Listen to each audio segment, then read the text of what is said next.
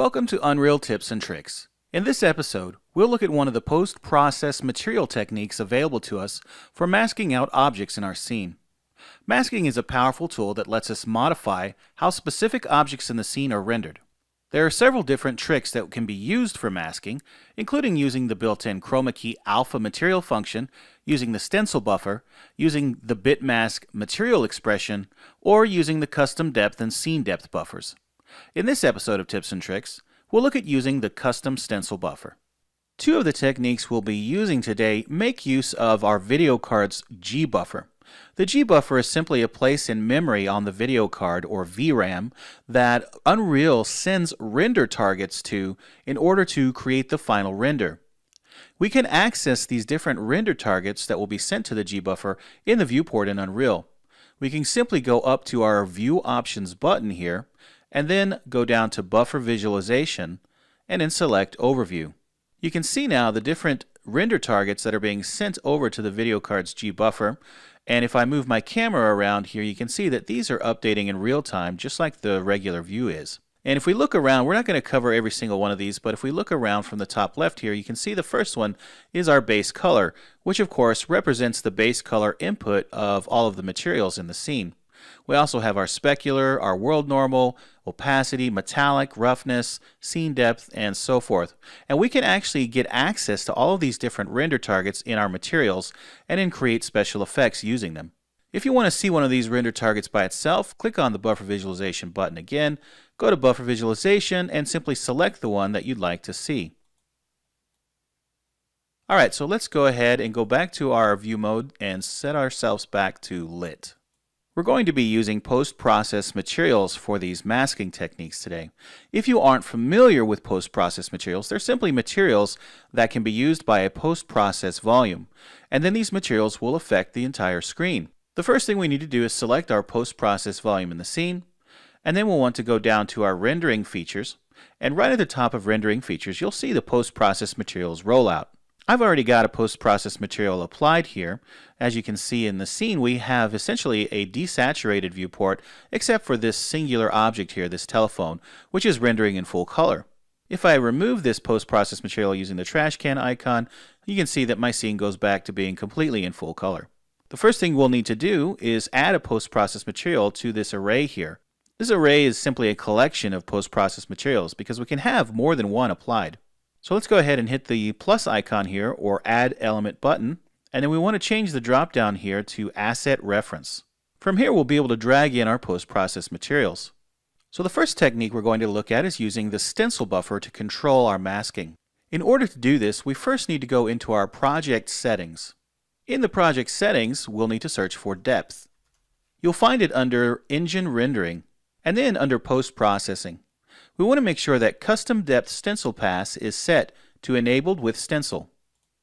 Once we've done that, we can close down our project settings.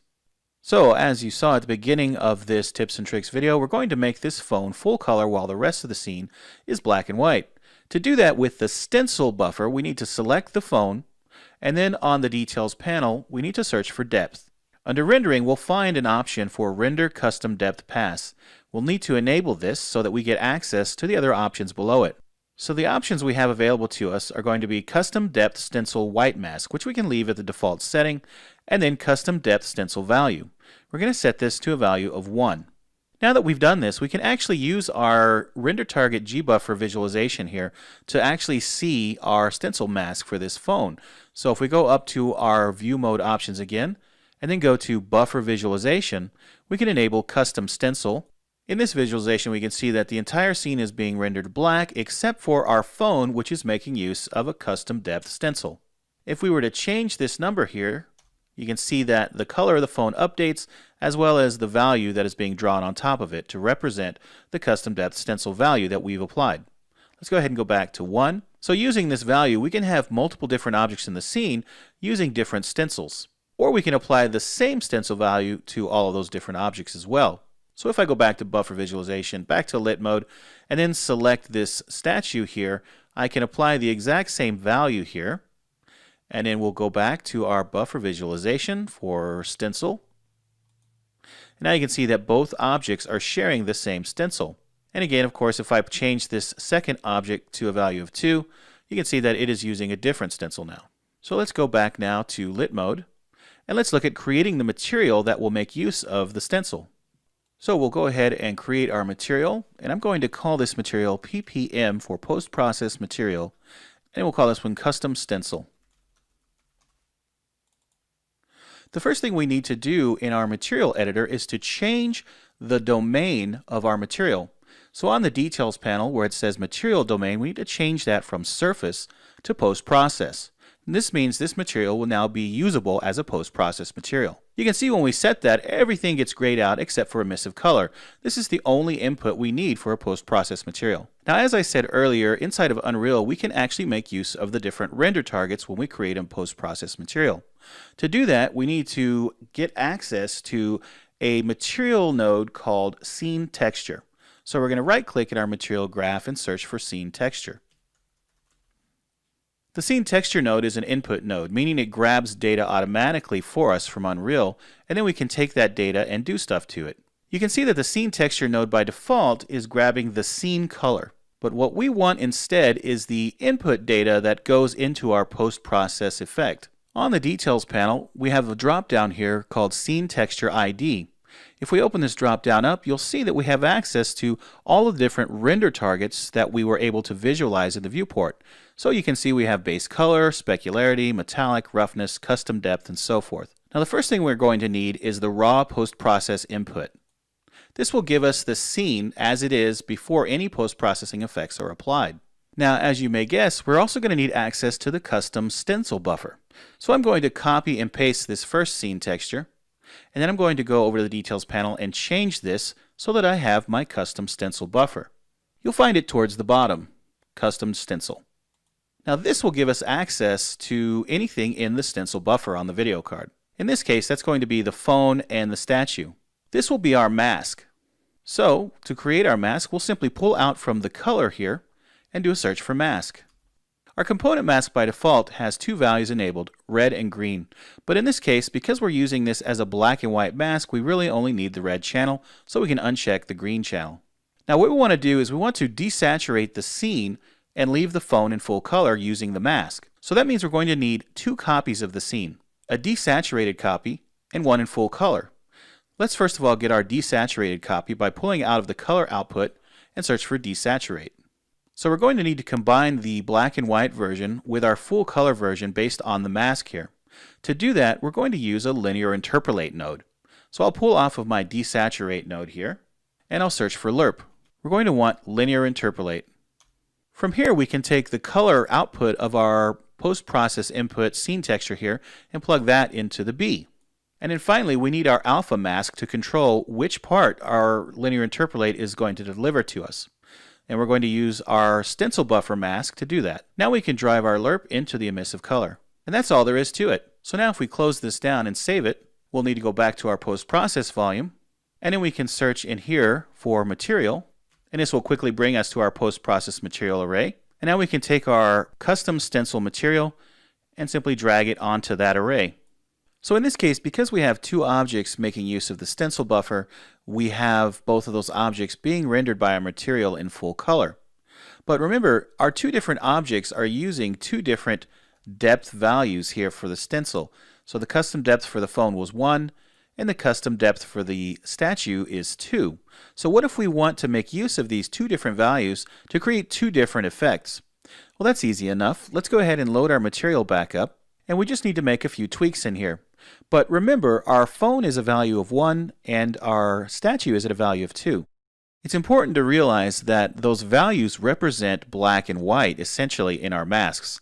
So a value of 0 is going to be black, while a value of 1 or higher is going to represent white. So let's say we want our statue to be rendered in green instead of full color. Well, of course, the first thing we're going to need is our color constant value here. So we'll create one and set it to green using a vector 3. And then we're going to need to create a second linear interpolate off of our first one. So we'll simply pull off of that and add our second linear interpolate. And now we're going to use the green color as the second value of our linear interpolate.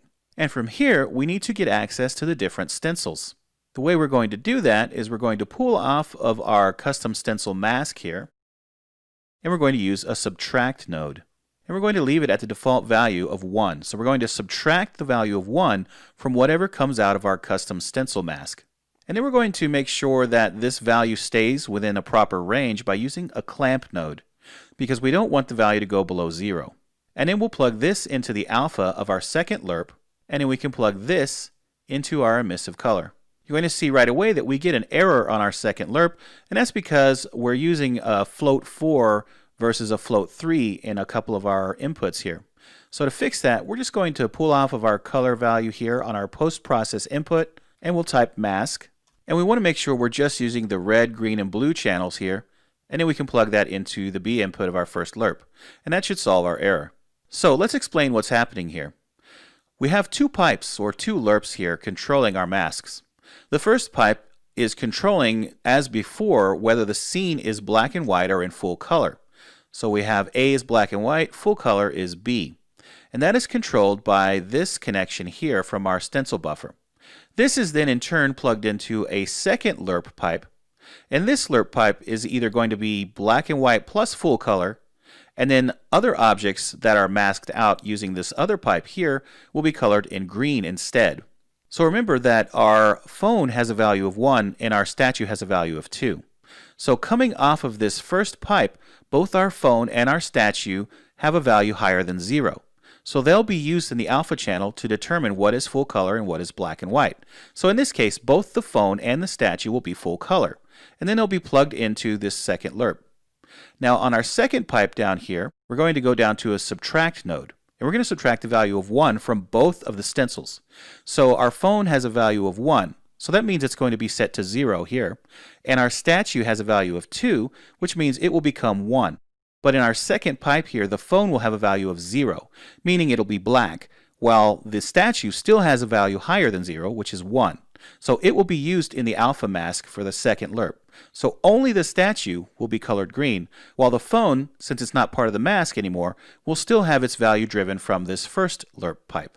We can look at our scene now, and as you see, we have a full color phone while our statue is being rendered in green. If we change these values, so I'll change the phone to a 2, you can see the phone now becomes green. I can change the statue to a value of 1. Now it is full color. So that is an example of using the custom stencil buffer for creating masks. We'll see you on the next Unreal Tips and Tricks.